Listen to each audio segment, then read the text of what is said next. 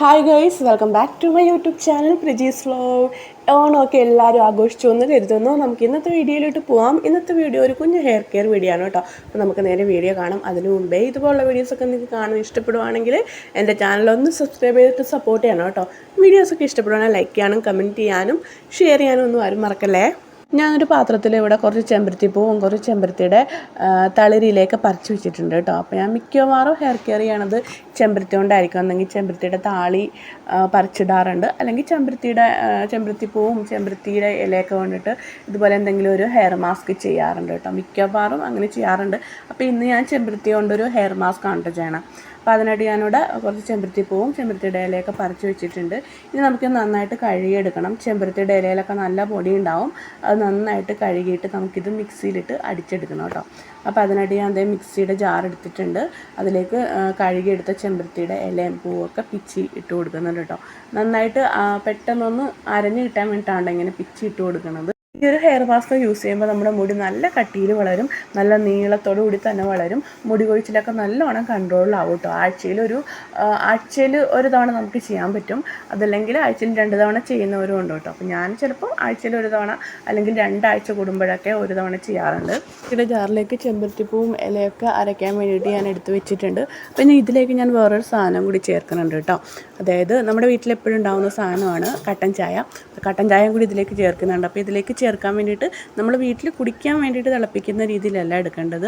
നമ്മൾ 1 ഗ്ലാസ് വെള്ളത്തിൽ ഒരു 4 ടേബിൾ സ്പൂണോളം തേയിലപ്പൊടി എടുത്തിട്ട് നന്നായിട്ട് വെട്ടിത്തിളക്കണം. 5 മിനിറ്റെങ്കിലും വെട്ടിത്തിളപ്പിച്ചതിന് ശേഷം നമ്മളൊരു 2.5 മണിക്കൂറോളം ഇത് മൂടി വെച്ച് തന്നെ തണുപ്പിച്ചെടുക്കണം. നന്നായിട്ട് തണുപ്പിച്ചെടുത്തതിന് ശേഷം നമ്മൾ അരച്ചെടുത്തിട്ട് ഇതുപോലെ ഇതിൽ ചേർത്ത് കൊടുക്കണം. ചെമ്പരത്തിയിലേക്ക് ചേർത്ത് കൊടുത്തിട്ട് നന്നായിട്ട് നമ്മൾ അത്യാവശ്യം കട്ടിക്ക് വേണമെങ്കിൽ അതിനനുസരിച്ച് ചായ ചേർത്ത് കൊടുക്കണം. അതല്ലെങ്കിൽ നല്ല ലൂസിൽ വേണമെങ്കിൽ അതനുസരിച്ച് ചായ ചേർത്ത് കൊടുത്തിട്ട് ഇതുപോലെ നന്നായിട്ട് അരച്ചെടുക്കും.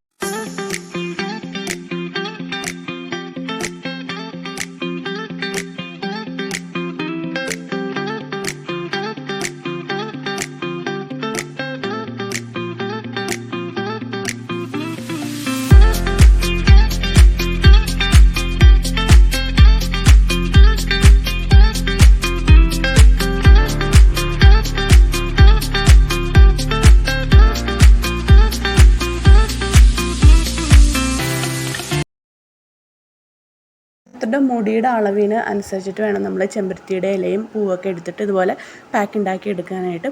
ഇതുപോലെ അരച്ചെടുത്തിട്ട് പാക്ക് ആക്കിയതിന് ശേഷം ഒരു 4-5 മിനിറ്റോളം ഇത് നന്നായിട്ടൊന്ന് മൂടി വെച്ചതിന് ശേഷം നമ്മുടെ ഹെയറിൽ കുളിക്കുന്നതിന് മുമ്പ് നമുക്ക് അപ്ലൈ ചെയ്ത് കൊടുക്കാം.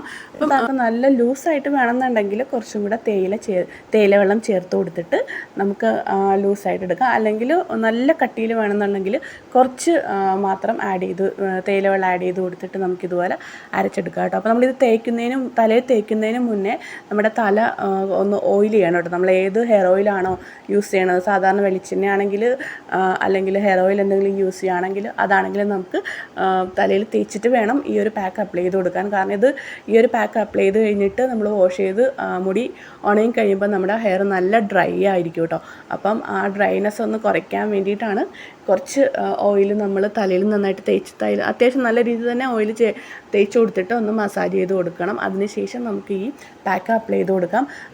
നല്ല ഡ്രൈ ഹെയർ ആണെന്നുള്ളവർ നമുക്ക് ഈ പാക്കിൽ തന്നെ കുറച്ച് ഓയിൽ, നമ്മൾ ഏത് ഓയിലാണോ തലയിൽ തേക്കുന്നത് ആ ഓയിൽ ഈ പാക്കിൽ ഒഴിച്ചതിന് ശേഷം ഒന്ന് മിക്സ് ചെയ്തതിന് ശേഷം നമുക്ക് ഹെയറിൽ അപ്ലൈ ചെയ്ത് കൊടുക്കാം. ഈ പാക്ക് ഹെയറിൽ അപ്ലൈ ചെയ്തതിന് ശേഷം ഒരു 5 മിനിറ്റോ 10 മിനിറ്റോ ഒക്കെ കഴിയുമ്പോഴത്തേക്കും നമുക്ക് ഇത് വാഷ് ചെയ്ത് കളയാം. അപ്പം പെട്ടെന്ന് ഈ നല്ല തണുപ്പ് ഉള്ള പാക്കായിരിക്കും ഇത്. അപ്പം തണുപ്പൊക്കെ ഒത്തിരി തലയിൽ ചെല്ലുന്നവർക്ക് ജലദോഷം പിടിക്കുവാണെങ്കിൽ ഒരു 3-4 മിനിറ്റ്, ഒരു 5 മിനിറ്റ് കൂടുതൽ വെക്കേണ്ട, അത് കഴിഞ്ഞ് നമുക്കിത് കഴുകി കളയാം. ഈ പാക്കിൽ നമുക്ക് വേണമെങ്കിൽ 2 പനിക്കൂർക്കയുടെ ഇലയൊക്കെ ചേർത്ത് കൊടുക്കാം.